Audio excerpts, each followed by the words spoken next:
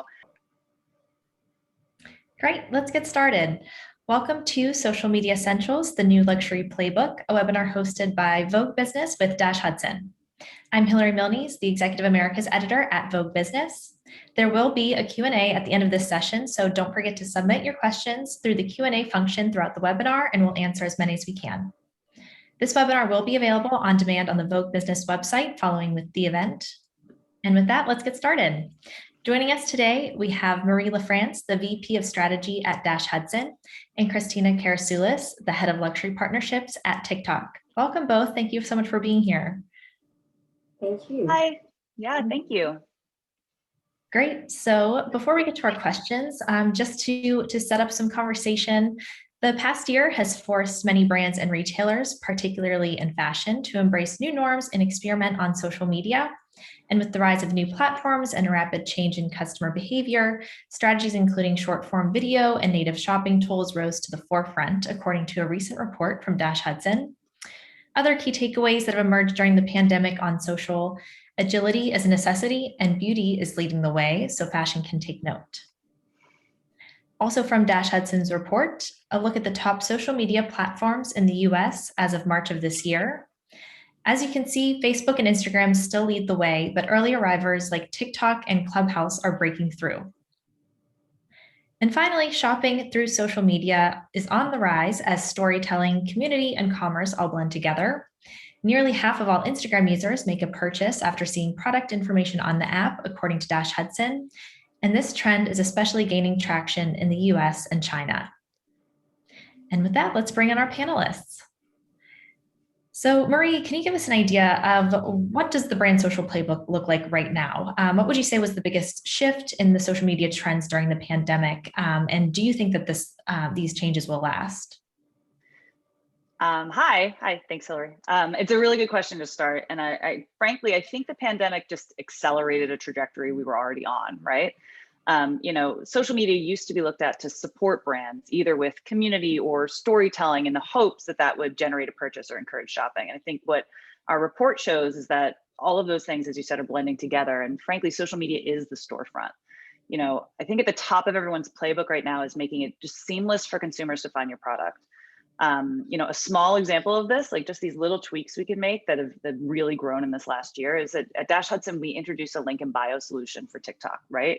I think over the last couple of years, people are very accustomed to, I want to learn more about a brand, I go back to their bio and I click on that link. But just like a quick workaround to make each TikTok video linkable and shoppable, we saw incredible engagement just from doing that. So I think while that seems like a very small example, I think it's small improvements in user experience like that that's really accelerating the growth that we're seeing now. And TikTok in particular, while you showed that chart with the different social channels, TikTok has had explosive growth. I mean, the fact that they're already at 20% of that market share is just wild. 34% US market penetration is projected for 2021. And I'm just so bullish on TikTok as a platform. And we'll get into it more, but in terms of the combination of content and commerce and engagement, I think it's where it's at right now. Great. And so in terms of how brands can best link their storefronts to social media, you mentioned the link in bio. Any other examples of ways that this is working out especially in the last year? Yeah, and I think a lot of it has to do with content and creative, honestly. Yes, there's tools and functionality we can put in place, but storefronts and branding, they are not mutually exclusive anymore, right? Like the brands that I see winning in the social space aren't creating separate content that's shopping content versus my beautiful branding campaign, right? The people that are winning are creating beautiful visuals that are breaking boundaries. And then they're adding that functionality that makes it easy for consumers to find products to shop if they want, right? So it's kind of basic marketing 101, right? Like meeting the consumer when and where they want to be met, but really focusing on those beautiful, groundbreaking visuals. And I think that's something, we are focusing on the luxury business today. And I think that's where that category really can excel. Great. And Christina, as Marie said, TikTok has had a big year. How have you seen brands finding their stride, particularly in the luxury side, which is your forte on TikTok? Yeah, absolutely. And I completely echo what Marie was saying, particularly around this idea of content creation. And I love that she said, social media is the new storefront, because it very much is in this way in itself. I think particularly for luxury brands, they've always been a little bit of a digital laggard in a way, particularly when they approach content. And we've seen this paradigm shift in the way that they're starting to look at the way that they're telling that story. And I like to always think about the way that we're moving, about this idea of cultural currency, and cultural relevance, being this new currency that we talk about. And particularly for TikTok, it is the epicenter of trends. So what that means for luxury brands is they now have this opportunity to be a part of something and tell their story in an environment that is highly engaged, but also starting to think about where they're starting to tell those stories in itself. And for luxury brands, I will say that the conversation changes depending on what luxury brands I talk to. Some of them are slower, some of them are very quick to adapt, and we have seen some amazing success stories. And the brands that are succeeding are the ones that actually treat TikTok as a separate platform. They're not taking what they're doing on other platforms and trying to reappropriate it. They're thinking of, well, let me actually be native. Let me start having a natural conversation with this audience. And they're the ones that are doing it the best. I think some of my favorite campaigns that I have started to see is a brand like Dior, for instance. Dior have really embraced the platform, and there's a fine line from an aesthetic point of view of still having to remain a luxury brand in itself. There is that exclusive nature. You still have to be very premium in your approach, but we're saying, don't change your story. Don't change who you are as a brand, change the way that you tell that story. And Dior have done that. So there was this amazing campaign where it was for their jewelry collection. And it was just a beautiful human approach where they had a behind the scenes moment of Cara Delevingne being unable to pronounce Dior joaillerie in French. And it was just a really funny moment that really had this nice organic, but also helped from a commercial front. And I think those are the moments that are seeing brands succeed in the luxury space, is when they can just take down their barriers, experiment, and just show a human, authentic side. Right. And it sounds like you're saying, similar to what Marie said, it's not a drastic shift in strategy change. It's just changing how you approach a different audience. But I'm sure, Christina, have you seen in what ways does TikTok kind of push luxury out of its comfort zone? It's a great question. And I think when you think about where the pandemic has shifted the way that we actually see digital overall, I think it democratizes what we now see as luxury advertising. I know that's a scary word, and no one in luxury ever wants to talk about democratization, but there is a fine art to doing it. We've seen this dignified distance from a one-way push communication to a two-way push. So now the people that are talking about luxury brands are the ones that are building that narrative for luxury brands in itself. So I think that's where we're starting to take that conversation, very much making it a cultural narrative in itself, where everybody on this call, everybody that actually engages in a brand can have that conversation, which is a really powerful tool. The other side is the authentic side. So if you think about where media was 10 years ago, print was at the forefront of that. And there was a certain way of communicating that story. It was like you own the inside front cover, you have this beautiful magazine spread. And of course, there's still, that is still an amazing storytelling tool. That changes on TikTok. And for luxury brands, it's again about that relatability. That is really where the shift is happening and where TikTok is playing into that. Yeah, absolutely. And then at the same time, what would you say, what are the biggest misconceptions that brands have about TikTok? Well, I think for me, what we're seeing as the biggest misconception is the fact that they can approach it like every other platform.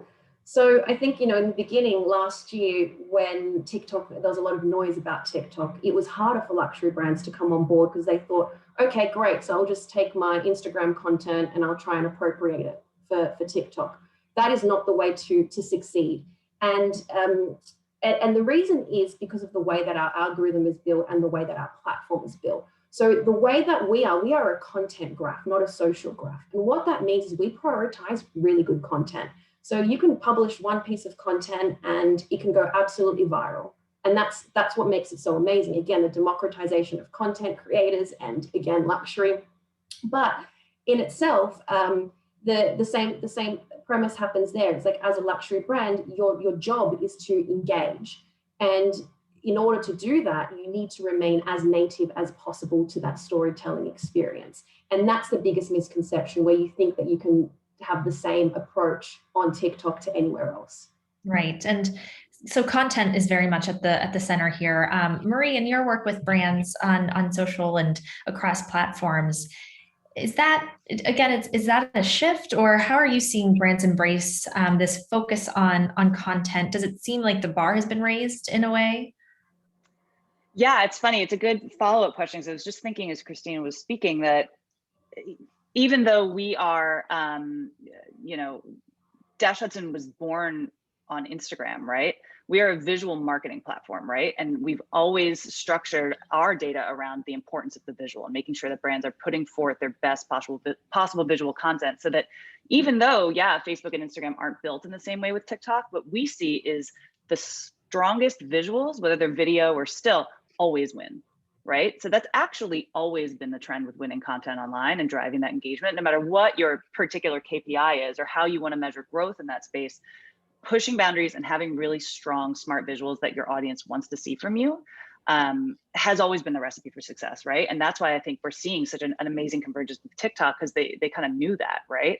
And so by structuring their entire platform, just like Dash Hudson's, rooted in the actual creative content, I think that's why we're seeing such explosive growth there.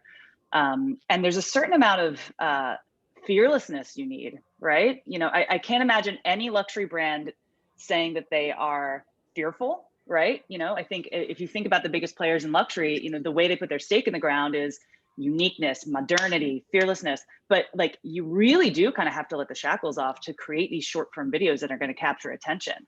And with that, I see nothing but potential, right? If you think about the creative minds working at these fashion and jewelry retail houses, there's just, there's so much potential there for really beautiful, groundbreaking content. And I actually can't wait to see what people start doing once they get comfortable with creating in that space. Yeah, absolutely. And then thinking about who the audience is here, I want to talk about this Gen Z customer who is now, top of mind for all marketers. What differences are you seeing in their social behavior, the types of content they want to see from brands, the types of brands they like? Are they as different as we are making them out to be? Yes, I think so. I think, frankly, Gen Z is smarter. Unfortunately, I think we're going to look back at millennials as guinea pigs for this whole digital era.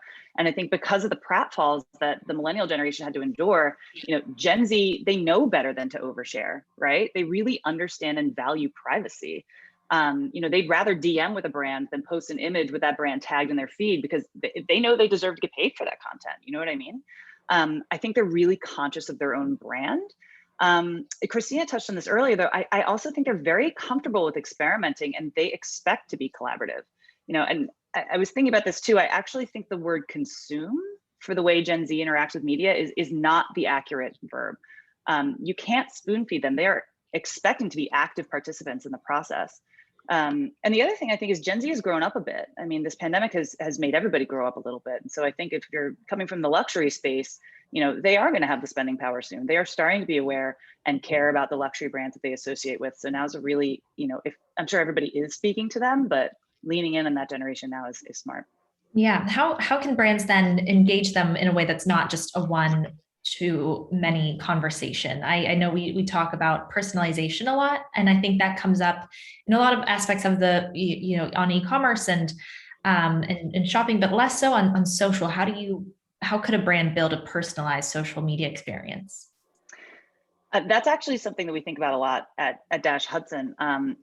Something we built a couple years ago that's still just getting so many, all of our partners use it, is called Vision. And what it does is it analyzes images and then uses an algorithm that takes historical audience engagement data and can predict whether an image is going to be a good performer or not, right? And that feels like a little bit scary AI moment, but actually all it's doing is using your social following as a focus group and listening to them in a way that's not just comment scraping or social listening. It's getting real-time feedback on the content you're creating. And I think that's one passive way to do it. There's active ways to do it too. Let's use Instagram stories as an example. Poll your audience about what products they want to see. We have partners that have actually used their social channels to crowdsource the creation of new product verticals. Like a hair care company created a fragrance based on the feedback they got from their dedicated social followers. So I just think there's unlimited potential with how much they want to collaborate and feel like they're a part of your brand story. And I think allowing those voices in is what's going to make the work that you're doing resonate more with them. Yeah, absolutely. And Christina, similarly, TikTok is at least thought of as having a younger audience, a younger user base. How are brands adapting to that? How are they reaching them? And how do you talk to them about this audience? No, it's a really good question. And I think following on from what Marie said about Gen Z being smarter, they're such a powerful audience. And they're a powerful audience for the reason that I see most is not only because, or dare I say, they have a bullshit detector. They will. At the end of the day, they're the ones that are going to be talking about your brand. They're the ones that are going to be seeing through it. I think they're also influencing this older demographic. And we're starting to see it in the luxury sector. They have reinvented luxury in itself. And the ways that they have done that is because they've started to think more than just about the product. They're thinking about that storytelling approach again and what that brand represents. And you're starting to see these challenger brands in the luxury space really take over because of the ethics and because of the values that Gen Z expect. And that's very much around circularity, diversity, sustainability. I can even see on our platform, we're starting to see sustainability is a key topic of the type of content consumption that we're seeing. I think it increased by like 294% between January to June last year, is we're starting to see Gen Z have these conversations. But on TikTok, what's really interesting is that we're not just a Gen Z platform anymore. And that's a really big misconception that people have about our platform. Our demographic is aging up, and actually 67% of it now is over the age of 25. But what is really key are the values that Gen Z are influencing these older demographics. And when we're having these conversations about this audience, we're again talking about this idea of culture and what this influence, the influence that this audience is having in the way of communication and storytelling. And I think the way to reach them is very much to stay agile and to be authentic, because they do see through it. And they're very open to saying, this is the product that I love. This is the product that I don't love. And so by having an open conversation, like Marie said, where you can just slide into, they could slide into their DMs in that way, that is the way to approach it, by being open. Mm-hmm. And I want to talk about the creator economy that is top of mind across a lot of different platforms right now. It's thought to be replacing influencer marketing. Is that right? How do you at TikTok think about the creator economy, and how are brands working with users on TikTok who have big profiles and are really creative and have that audience pull? It's a really good question, because I always think now, when millennials first came into the market, it was like, they're selfie takers. And, we've now moved into this creator economy where it's actually not, they're self-starters. And I think influencer marketing has evolved. It's evolved and it continues to evolve. And I think as you start to add creators to that marketing mix, it's tricky for some brands to jump on board. But what I love about TikTok and how it's really changed the creator economy is that anyone can become a creator for a start. So that's a really powerful moment there. So, you can't automatically be an Instagram celebrity or a celebrity in general, or be a brand and expect to succeed on TikTok or to succeed as a creator in itself. And what we really love about our platform is just how diverse how creators are and how they're embracing these trends and these challenges. And part of the way that we are working with brands is that we've also released this creator marketplace tool. And this tool allows brands to go on there and start actually looking for the creators that are relevant for their brands. And it will say, okay, I'm using this dashboard. I want to find people that are relevant in fashion or beauty. And it will find those creators that are aligned to those values. And then it will say, okay, well, these are the creators that are having a great impact in the US markets, or this is the audience that they're having that impact with. And for a brand, that is very powerful. And we saw that changed. And a really good example of that was the Montclair Bubble Up Challenge that has, I think, around 7.2 billion views and counting across it. And what was amazing for them is that they actually thought, well, I'm going to go and be really diverse in the amount of creators that I use. And they looked at people like Bella Porch and who else? I think it was Charlie D'Amelio and Abby Roberts. And these are creators that are born on TikTok. They're not, and they've had this global impact and this cultural impact. So I think when it comes to the creator economy, where it's something that TikTok's very, very passionate about and investing a lot of money in through our creator fund, and also just ensuring that we're staying on top as it continues to evolve by asking questions with creators. Right, because I'm sure they are very valuable to the TikTok ecosystem and the platform. Marie, when you are talking to brands about influencer marketing, I think it's to Christina's point, it's changed a lot since the Instagram influencer days. How are brands changing their strategies? And importantly, how do you take the new strategies and then say, okay, was this a success? Like, what are the metrics? What are the best approaches and tactics around this creator economy / influencer marketing? Yeah, it's a good question. And I think, where Dash Hudson comes into play is we're an insights platform, right? Like, we give the best in class insights about any partner relationships that you've got once it's up and running, right? And honestly, there isn't one metric that guarantees success. Effectiveness, engagement, followers gained, sometimes EMV. They're all good ones, but I think more important are the practices you put in place as a brand.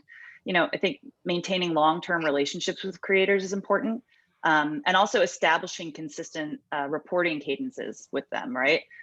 Truly the best in class thing to do is to have your creators connect directly to a platform like Dash Hudson for real-time metrics on partnerships. That's really becoming the gold standard. I think like the days of, sending a creator off to do something and having them come back with the final report and say done, there's a lot more transparency that's needed because it's become an economy, right? We're using the phrase creator economy. It's not the early days of an Instagram influencer just kind of throwing it together.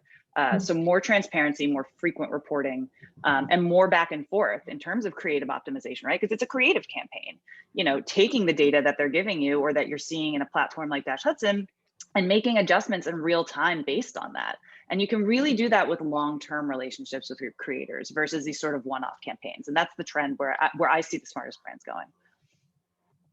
Great. And Christina, in terms of how the brands are figuring out ways to work with TikTokers, one area of TikTok that I've seen take off and have really great traction and boost the profiles of brands is in beauty. If a TikToker promotes a product, like, things can really take off and go viral and have new lives. Like, it doesn't even matter what the brand is. Is there a luxury equivalent to that? Or if you are a luxury brand looking to reach the audience on TikTok, what's the best way to just present yourself?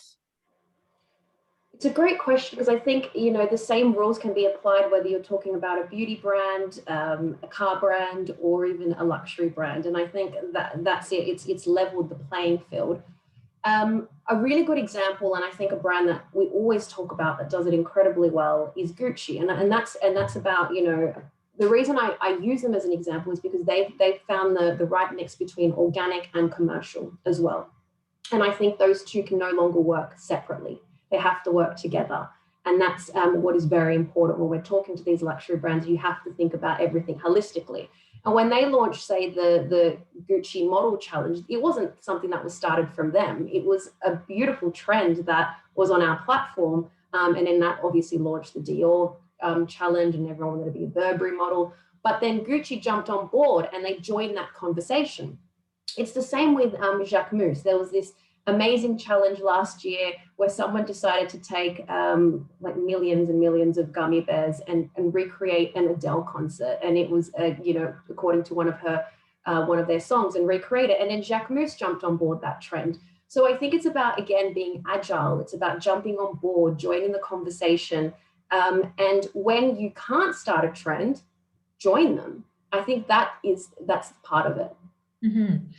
And so in terms of the role of the brands, it is more about listening, it seems. From the user perspective, how do you, and then also from the brand perspective, how do you make sure you're joining in a way that people will be receptive to it. Do you know what I mean? Like, I think when everyone kind of knows, like, okay, once, oh, the brands are here, does it taint the authentic community feel? How do you participate without, being that big brand presence?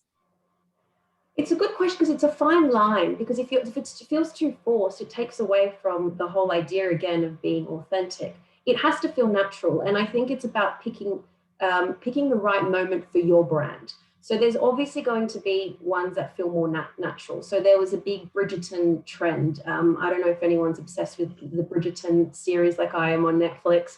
But what came of it was this amazing corset challenge. And everyone was then starting to recreate their looks with corsets. That wouldn't work for every brand. You can jump on board it when it feels right. So it's not like we're saying to brands all the time, you have to do everything. It's stay true to who you are. And it's the same, like, we don't just talk to fashion brands at TikTok, we talk to even luxury automotive brands. And a brand like Lamborghini is very different from a brand like Bentley, but they still both have a place on the platform.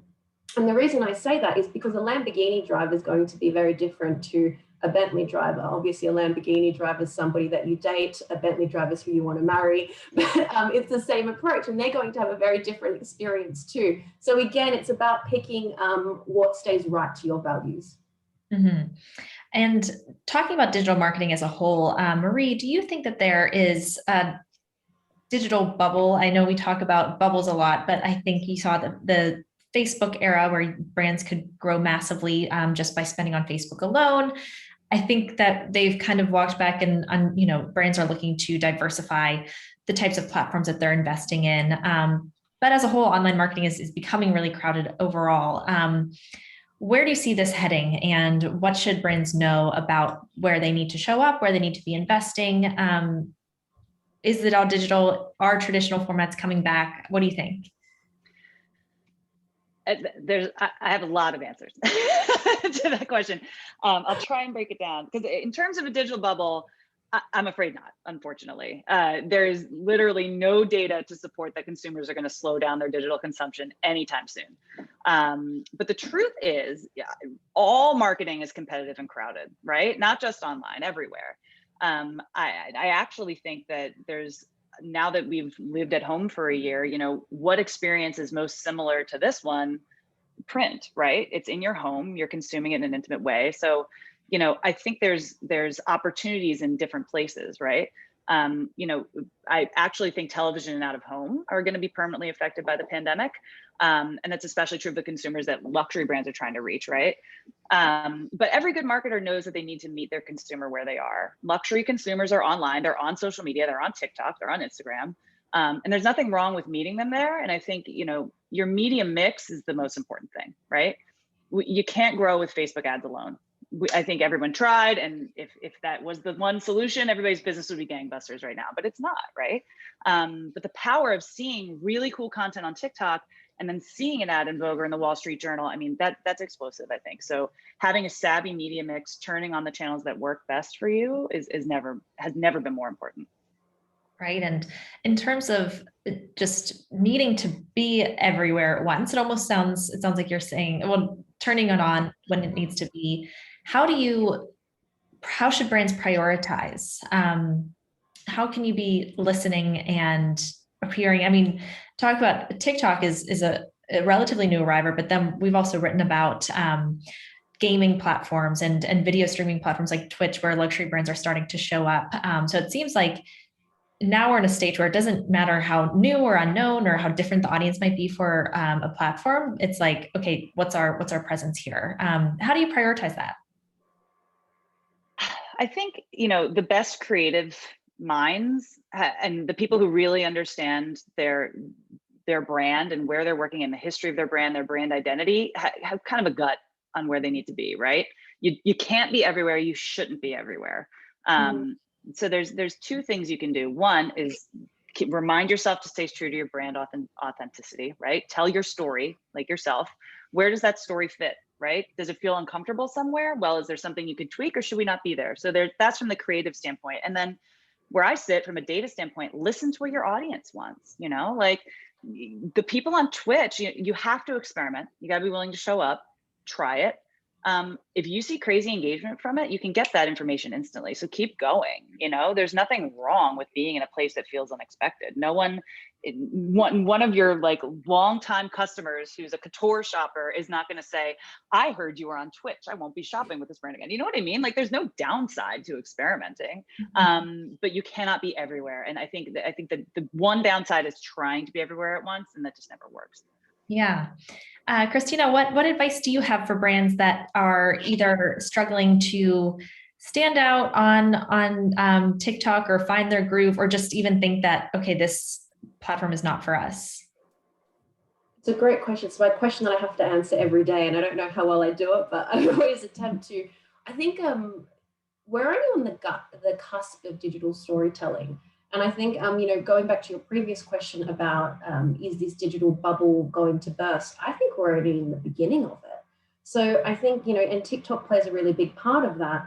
So I think the biggest challenge that brands will have this year is how they stand out online and how they can cut through that noise. So I think that's where the conversations go when we're having these conversations with brands. For a start, I think foremost, it's about just being brave and not being afraid to fail. That's the first start. So ripping up the rule book of everything that you know about social, everything that you know about storytelling, and just jumping into it, that's definitely the first place to start.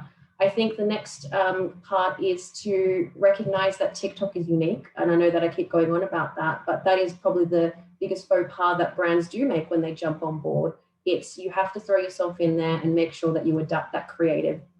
And then the other side is to show this different side to your personality. So start thinking about the marketing mix and the way that you are communicating with your audience. You know, that conversation is going to be entirely different in print and on Instagram than it is going to be on TikTok. But what is that personality that you're going to show? And start thinking about that human approach. Like as humans, you know, marketing is built on the psychology of people. And I think that brands forget that at the end of the day when they're approaching their own marketing side, because your TikTok personality has to have a really strong approach and a very different approach. So yeah, that's where I would really say to start. Great. Well, thank you both so much. I want to make sure we leave time for questions because it looks like we have a few good ones here. Before we do that, I'd like to just summarize the great conversation we just heard from Christina and Marie with a few key takeaways. So, as Marie said right off the bat, social media is now a storefront. And Christina said it's a holistic strategy. So it's no longer compartmentalizing your brand marketing from your performance marketing. You have to be thinking about selling and storytelling simultaneously, a trend that was accelerated during the pandemic. And thanks to the force of TikTok and other emerging platforms, luxury brands have had to show up in new ways. They need to be fearless and not fearful, and thinking about where they can best reach new customers without overextending and forcing themselves to adapt to trends or partake in challenges where they might not authentically show up. And don't expect to replicate the strategies of some platforms and succeed on new ones.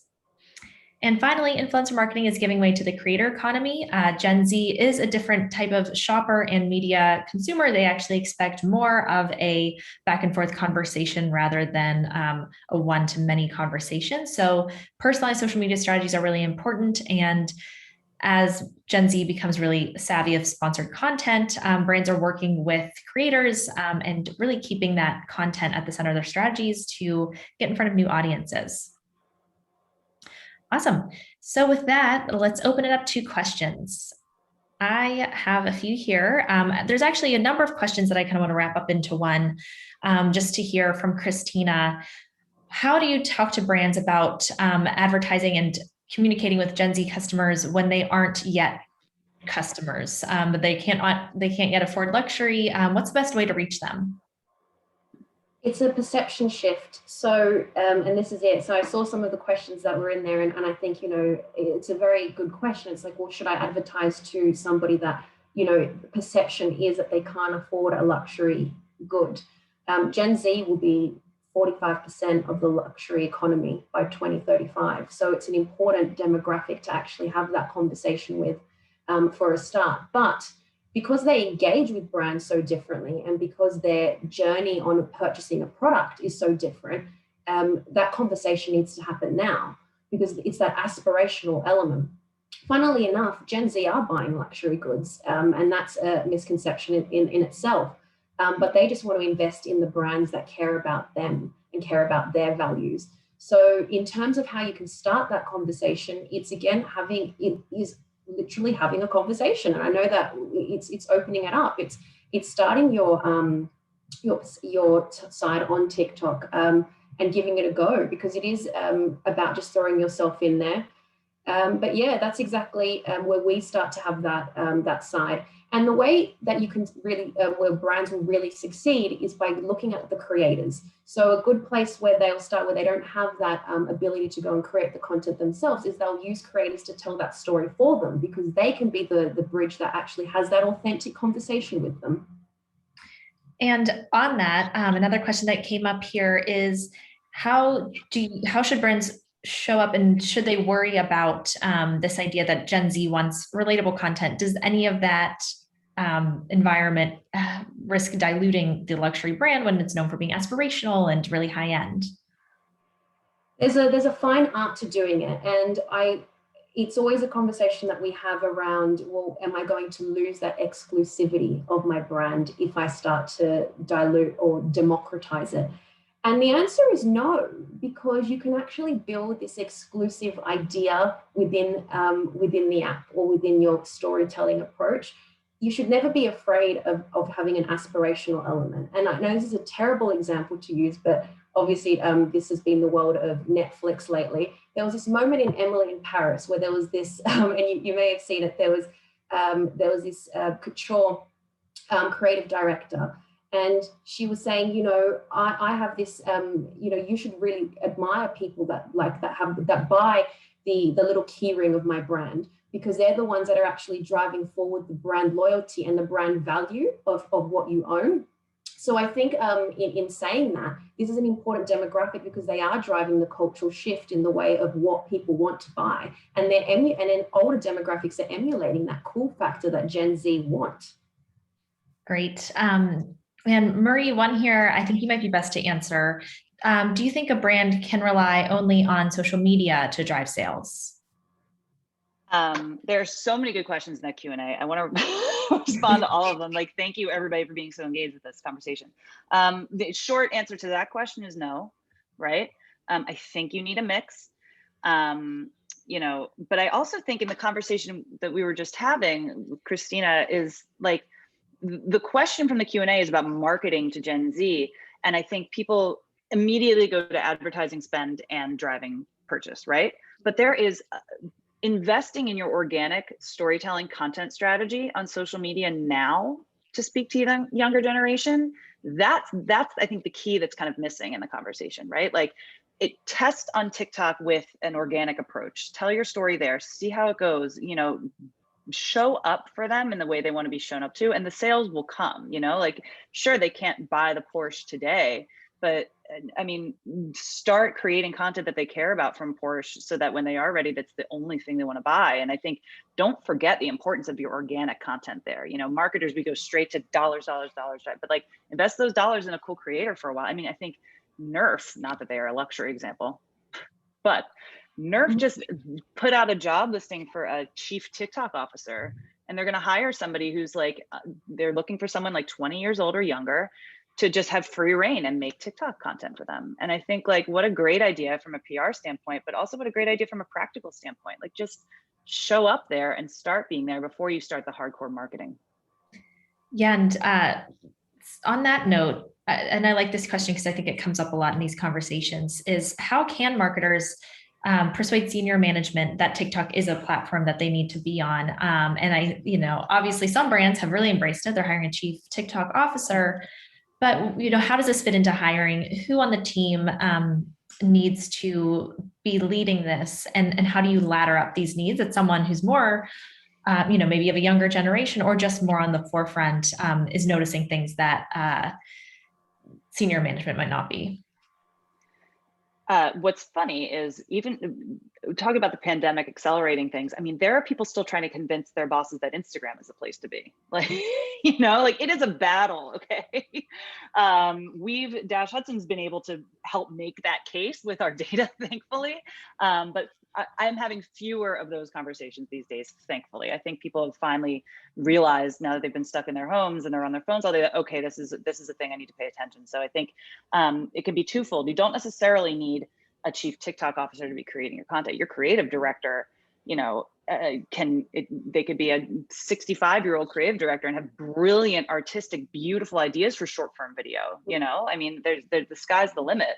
But having somebody that's listening, like we talked about earlier, hearing what the Gen Z audience is saying, seeing what they respond to, watching the trends, watching what other things are happening on the platform, and having an agile organization to adapt to those trends. Look, there's not going to be necessarily a challenge you want to jump in right in time to launch your spring summer collection. Okay. It's not going to be on your timeline, but being able to be agile, to move when the time is right, that's the structure to have in place.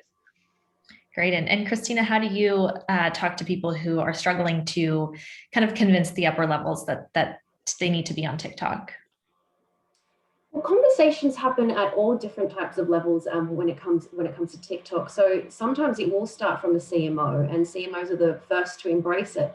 Other times it's actually, like Marie said, the creative directors are the ones that are like, I actually just want a new platform to cut through. It goes down to, again, who the luxury brand is. But I'll talk about my experience with, say, the trickier side of luxury, especially the very pointy end. It always goes down to the idea of values. And we know that within the DNA of these luxury brands, like Marie said earlier on, they challenge. Their whole idea is about innovation. It's about challenging the status quo. Yet when it comes to TikTok, they're slower on the uptake, or on digital, they're slower on the uptake. So they're always slightly scared in that way. And I think it's about a reminder of what their core values are. Their core values are that that's what they do, and therefore this is where the epicenter of trends are. So they should jump on board and start thinking about that conversation. It's also about being respectful of what that journey is. I don't expect every single brand to jump on board and start making organic content, as important as it is. And a lot of them just think, I actually want to advertise to this audience. So I want to control that narrative, and I want to have it as targeted as possible, and I want to take advantage of this audience. And so and that's a great place to start in itself. You don't need a TikTok account to advertise. So I guess it's about easing them in gently for those brands that are wanting to do it. But where we always say is, if you want to succeed, it's still, regardless if it's commercial, it still needs to remain very native. So yeah, I think it's challenging, but the ones that are jumping in are the ones that are succeeding. Great. And on that note, we have time for one last question, but I wanted to pull this one out. Do you have any tips for an emerging brand who's just getting started on TikTok, and how they can break in, especially when there are a few options? Like you mentioned, you don't even need a native account, but should they start one? Should they work with a creator? Is it more about the sponsored ads? How would you guide them in the right direction? It's a great question. So I always say the best brands that have succeeded are the ones that have a really strong organic strategy and a really great commercial strategy, and they're using both to be able to integrate. And I think that is what leads a really successful campaign. For an emerging brand, it is about throwing yourself in. I would say, especially if you don't have a large budget, think about what type of trends are on the platform. And the most important part is be immersed in TikTok yourself and start using the platform and finding out what the different subcultures are on there and where your brand can play into that. So a good example of that would be, there's this subculture called cottagecore, and it's all about, this beautiful side of nature where you can go and come up with like beautiful daisy dresses. On the other side of TikTok, there's e-boys and there's skater girls. And so I think you need to be immersed in the culture of TikTok to know where your brand sits, and then start the storytelling approach and start by putting a few videos out there.